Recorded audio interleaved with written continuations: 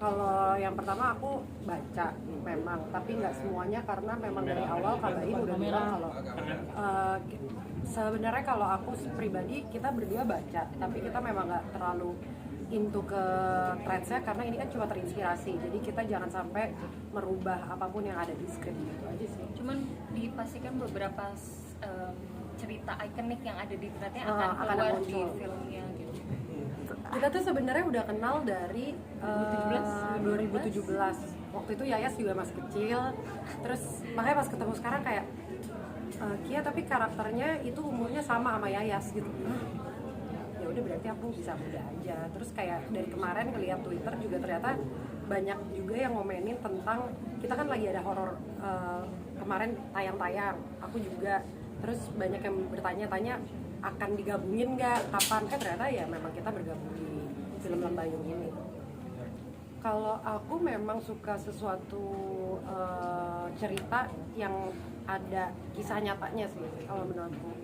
Nggak tahu dari dulu aja emang nonton suka banget sama sebuah film yang diangkat dari kisah nyata. Nah ketika ditawarin film Lembayung ini ya gak ada alasan buat nolak juga gitu. Karena apalagi karakter yang menceritakan juga karakternya Pika gitu. Nah buat mendalami karakternya kemarin sempat nanya sama Kak Baim, aku diketemuin atau enggak, tapi ternyata kata Kak Baim nanti dia aja yang bertemu, terus aku akan dikasih tahu detail-detailnya itu dari Kak Baim langsung.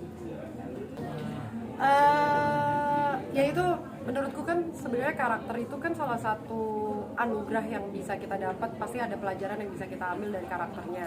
Ketika apalagi menurutku anugerah banget ketika dapat karakter Pika yang sangat berbeda jauh dari Taskia sendiri gitu. Apalagi kan Pika kan orangnya tertutup sekali ya gitu, beda banget ya sama aku. Dan aku juga seneng banget karakter Pika itu nggak hanya aku yang membentuk, tapi juga ada campur tangan Yayas, campur tangan Kak Baim, Mas Ruben. Jadi semoga nanti menjadi Pika yang utuh.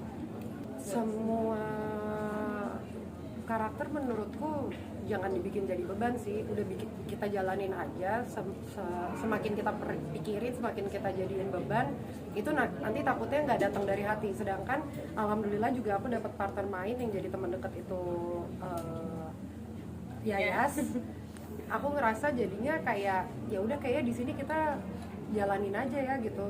Dan aku dari awal udah ngomong sama Yayas, kita main pakai perasaan ya di sini, jangan main asal main, tapi kita emang bener-bener nge-build karakter itu punya background story, kita Arum sama Pika seperti apa, jalannya akan seperti apa, dan jangan dibikin jadi beban. Makanya kita selalu ngomong kita harus nguatin satu sama lain, karena banyak adegan-adegan yang sangat-sangat susah, banyak adegan emosional juga, jadi harus kerjasama dengan baik. Kurang lebih sama sih, karena pressure itu pasti dari diri kita sendiri gitu. Makanya senang banget pada saat proses reading ketemu sama tim yang semuanya saling bantu, gak hanya egois terhadap karakter mereka, tapi kita saling membantu dan saling kayak pikiran kita dijadiin satu gitu visi misinya. Karena apalagi kalau kita baca cerita, pikiran orang kan beda-beda pasti kan. Itu juga mungkin kalau kita jadiin beban karakter kita harus sesuai sama semua orang akan susah, karena gambaran orang terhadap sebuah cerita kan pasti karakternya harusnya kayak gini, nggak semuanya pemikirannya sama gitu. Jadi kita mencoba menjadi yang Pika dan Arum yang terbaik aja nanti di filmnya. Ternyata sebenarnya aku dan Dava masih ada saudara jauh, jadi pada saat kayak ditawarin dan Dava yang main, oke, ternyata ini reuni keluarga jauh dan main di sini. Senang. Aku sih ngerasa mungkin pertanyaannya tuh banyak yang bilang kayak kenapa sih lu suka banget sama horor gitu kali ya. Terus kayak apa pelajarannya, banyak menurutku buat di segi acting pun dan segi dari fisik, mental, semuanya tuh ada di horor gitu. Jadi menurutku horor adalah salah satu paket lengkap untuk aku dan kita berdua untuk terus belajar gitu. Karena di horor tuh ada dramanya, ada actionnya, ada ketakutannya, semua rasa tuh jadi satu di horor. Dan kalau pelajarannya pasti aku jujur dari segi main perasaannya itu sih, karena perasaannya kan diombang-ambing gimana tiba-tiba dari kita tadinya nggak ada apa-apa terus tiba-tiba harus takut dan lain-lain.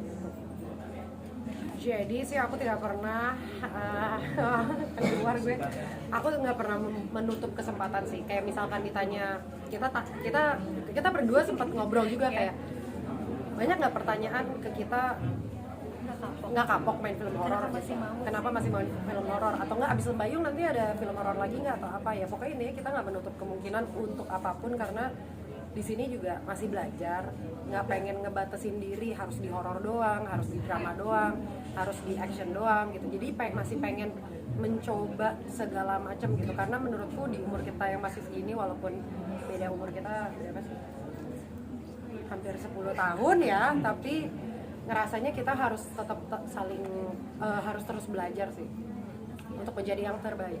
Kalau aku risetnya karena memang suka dunia mistis dari dulu.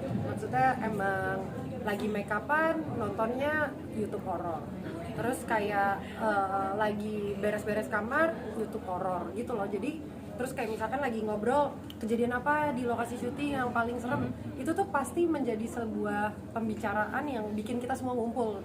Nah dari situ kadang cerita, misalkan teman-teman ada yang cerita tentang horor ke aku kan masukin tuh kadang untuk jadi karakter-karakter yang akan aku mainin gitu. Jadi kadang aku bisa menemukan itu dari cerita-cerita orang dan dari YouTube horor yang aku tonton. Dan aslinya penakut say gitu loh. Jadi kebanyakan filmmaker horor dan orang yang berputar di film horor pada penakut dan nggak begitu suka nonton film horor sebenarnya. Tapi semakin lari malah makin dikejar untuk ayo masuk di project horor. Nah salah satunya mungkin yang bisa aku bilang tertarik di film Lembayung ini kan salah satunya juga diceritakannya itu di dalam rumah sakit, di klinik. Dan saya itu takut sekali sama rumah sakit karena pernah punya kejadian-kejadian di rumah sakit yang kayaknya bisa deh feelingnya gue masukin di film Lembayung gitu. Nah itu sih. Untuk saat ini kayak pressure kita lebih ke gimana kita create karakter kita dan semuanya chemistry-nya berjalan, dan semoga pada saat nanti hasilnya bagus pun penonton akan datang sendirinya untuk mensupport filmnya sih. Soalnya kayak ngerasanya ya itu tadi balik lagi sih, nggak mau dijadiin beban karena misalkan apakah ini bakal jadi box office atau enggak. Menurutku yang penting semuanya itu bisa menerima karyanya dengan baik, kita ngerjainnya juga dengan baik, itu akan menjadi nilai plus gitu. Dan itu kalau memang penontonnya datang sendiri tuh kayak alhamdulillah banget.